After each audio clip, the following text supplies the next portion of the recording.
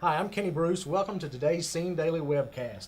Joining me is my colleague Mike Hembree, and today we're going to kind of get away from talking about drivers a little bit, and we're going to concentrate on another aspect of the sport, the crew chiefs, and just how important are crew chiefs to a successful driver's ability to wind up in the winner's circle. Do they carry a lot of weight? Do they not carry as much weight today because of engineers and all the computer simulation?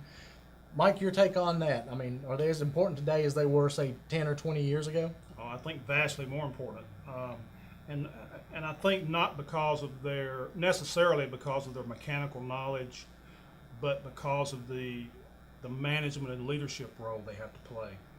There's so many facets of these big super teams now with, like you say, engineers and tire specialists and the specially trained pit crew that comes in only for Sunday.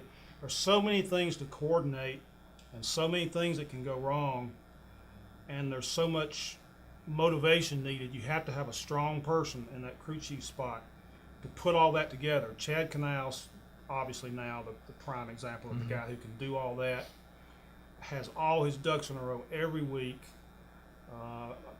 All his guys say an inspirational leader. They want to do well because of the way he works. He apparently works like 14 days a week, which is difficult at best. But I think more important than ever, the role of crew chief.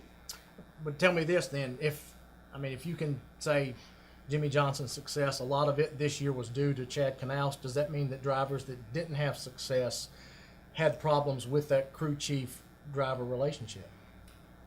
Many cases, yeah.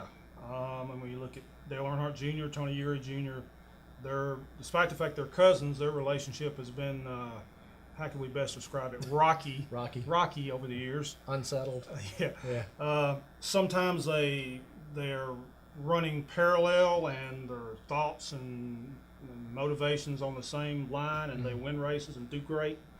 Other Sundays they're biting at each other, on the radios and questioning their parents' heritage and all kind of things. And you've seen other situations where drivers and crew chiefs don't necessarily get along in one aspect or another. They don't work together well on race day.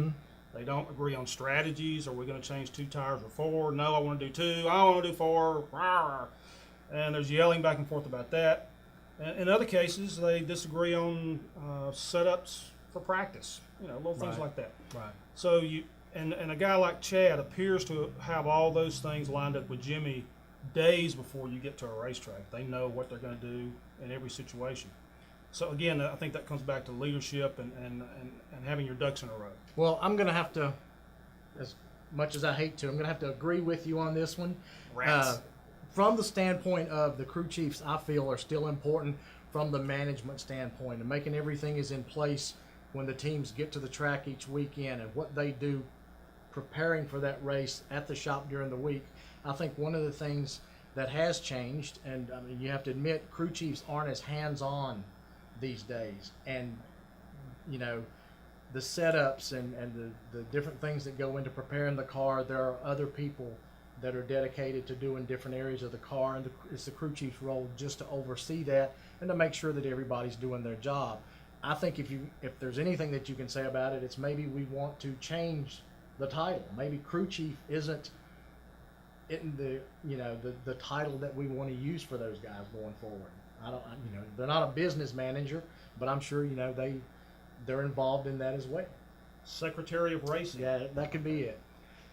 We'll think about that and decide something and get back to you. Talk to you next time on SceneDaily.com.